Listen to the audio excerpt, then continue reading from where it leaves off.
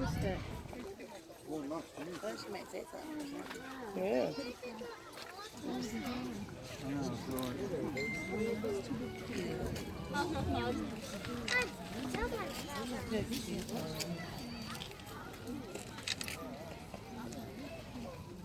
He's like smiling.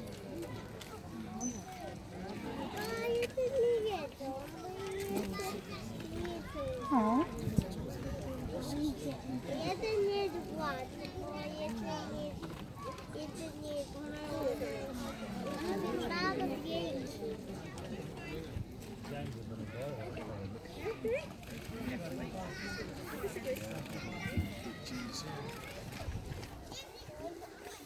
Oh, here he comes.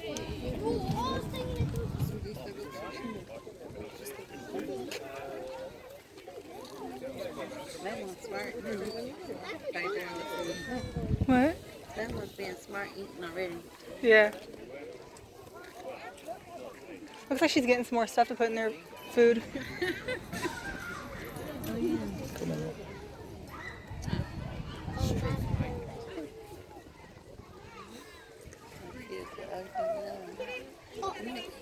They are. Oh, see, she got some more stuff to put in their food.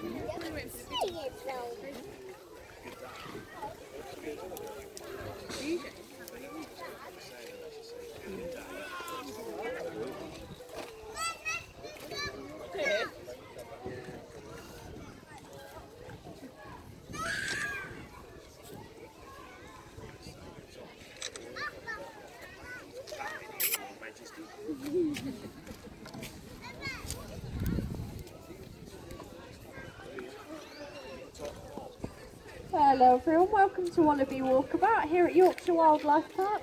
My name's Gemma, I'm one of the animal rangers here at the park. I'm just going to tell you a little bit about our lovely wallabies. So before we start, just to let you know you are allowed to touch the wallabies, but we do ask that you stay behind the barriers and please only stroke the adults. So please don't stroke any youngsters that have come out of the pouch or are hanging out of the pouch. So mum recognises them by smell, and if you touch them, mum might not let them back into the pouch, and they are fully reliant on mum's milk, so they won't survive. So the wallabies we have here at the park are Bennett's or red-necked wallabies, and in the wild you'd find them in Australia and Tasmania. So one of the questions we always get asked here at the park is, what is the difference between a wallaby and a kangaroo? And the answer is not a lot really. So these guys are a lot smaller, they're a lot calmer in temperament, and they've got a much thicker fur coat. And if you take a look at them, we've got a couple of large males in here. You'll see they don't have those famous big muscular biceps that male kangaroos have. These guys have got very short little T-Rex arms. They don't have those famous powerful boxing matches that kangaroos have. Instead, they do a little bit of wrestling and a bit of fur pulling, and that's about as manly and violent as it gets with these guys. So they do still have a powerful kick, but nowhere near that of a kangaroo. So they're basically like a smaller, fluffier, slightly more tolerant version of a kangaroo. So they do belong in the same family, which is the macropod family. And if you take a look at their back legs, you'll see they've got powerful muscular legs and long flat feet.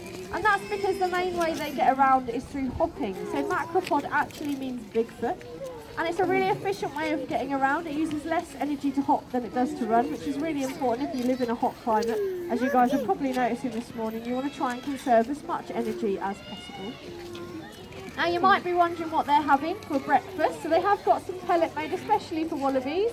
They've also got some cabbage and carrot, and they've got some fresh willow browse, so willow leaves and branches. And that's because these guys are a herbivore. So out in the wild they eat a large variety of different types of plants and vegetation, and they're no different here at the park. We just give them a little bit of a top up with some pellet to make sure they get all of the nutrients that they need. Now what you might not know is these guys have some really strange eating habits. So they will regurgitate their food.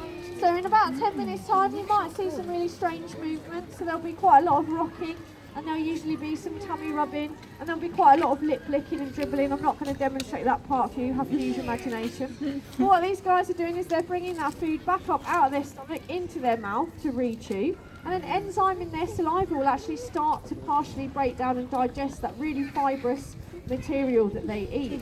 Now I'm not going to lie to you, they've not got the best table manners. So they'll do it down themselves, over each other, into the food trough. They'll eat each other's. They're pretty gross. And to top it all off on a nice warm day like today, you might be thinking, well, how do they cope if they've got a thick fur coat?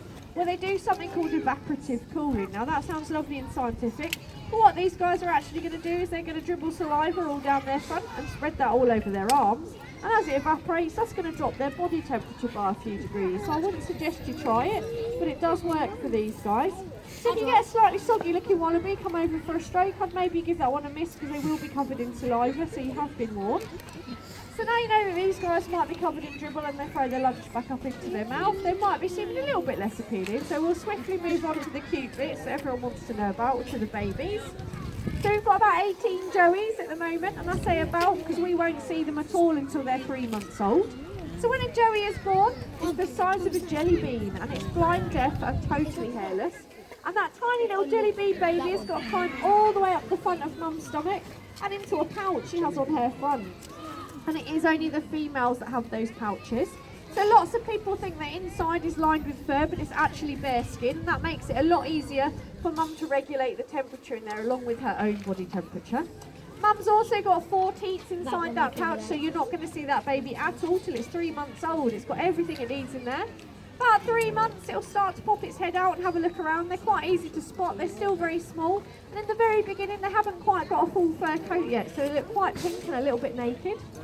Around 6 months they will start to come out of the pouch. They'll stay within calling distance, they won't go too far away from mum. And this is when mum starts to look a little bit fed up. So I can see this one here, she's got a rather large joey, and he's going to be at least 6 months old and the size of that pouch. But you will be amazed at how big they are before they leave that pouch. They'll be in and out of that pouch until they're around 9 months old.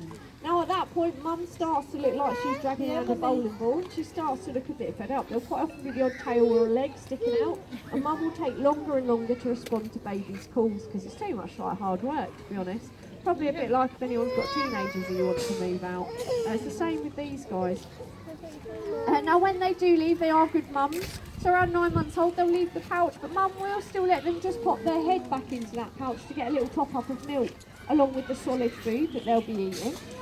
Now the girls have got some really cool adaptations that allow them to thrive in the quite often difficult environments they come from. So if you're a female wallaby, you will spend most of your life pregnant, so all of that, and they're quite calm and placid all the time. I think that's quite an achievement. I don't think I would be.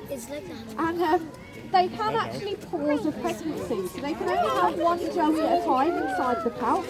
So if they become pregnant while they've got a full-time joey in the pouch, they can pause that pregnancy early on at the 100 cell stage, and they can actually restart it. And they can also do that if there's a drought or a lack of food, and restart the pregnancy when environmental conditions are better.